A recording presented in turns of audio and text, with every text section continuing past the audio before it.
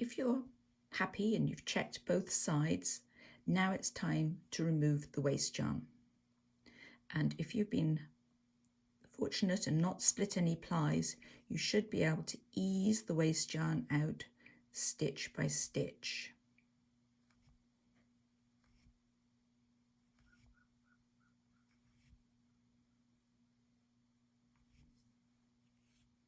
And that's the waste yarn out of that side.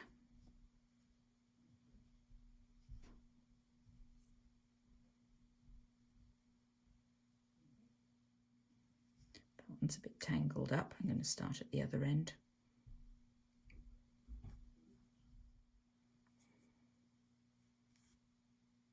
You could pull, but it does tend to distort things. So since we're after this looking pretty,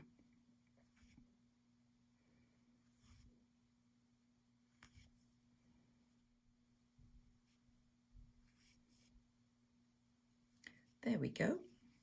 And there is our beautiful buttonhole. Now all that remains to be done is to neaten it.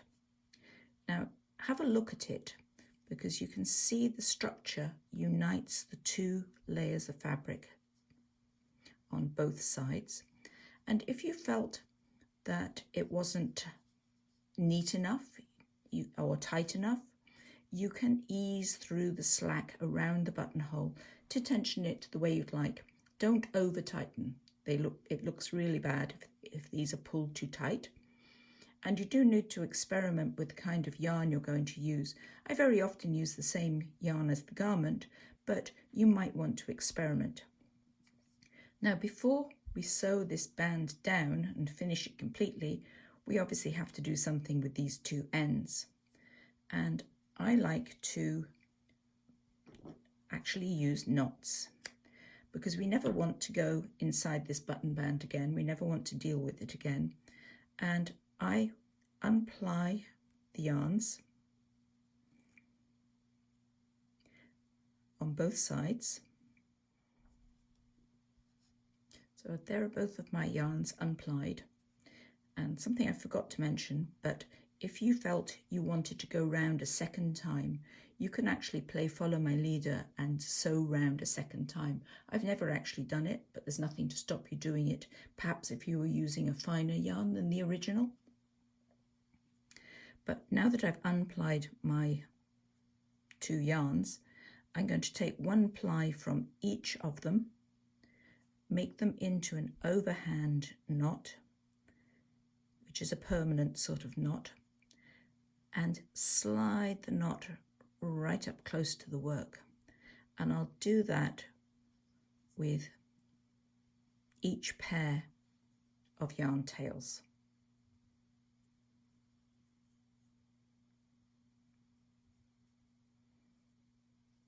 That way I have 3 levels of security, and the knots are very small, so they're not likely to be felt from the public side of the work.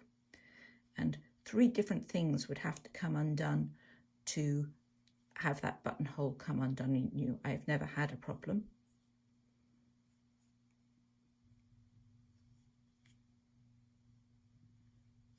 And now I'm going to cut those yarns off with about 1 inch or more, which can be left inside the button band. Spread them out, and then once the button band is fastened down, you'll never see them again. And there is your beautiful buttonhole. You do need to do a practice piece to get used to doing it, to test the kind of yarn you're using, also the tension that seems appropriate. Your band itself needs to be a fairly firm fabric for this to work nicely, and also you need to size the buttonhole. You'll use fewer stitches in this kind of buttonhole than you would in a 1-row self-reinforcing buttonhole for the same size of button. So you might make a 5-stitch buttonhole with a regular buttonhole, but a 4-stitch opening using this method.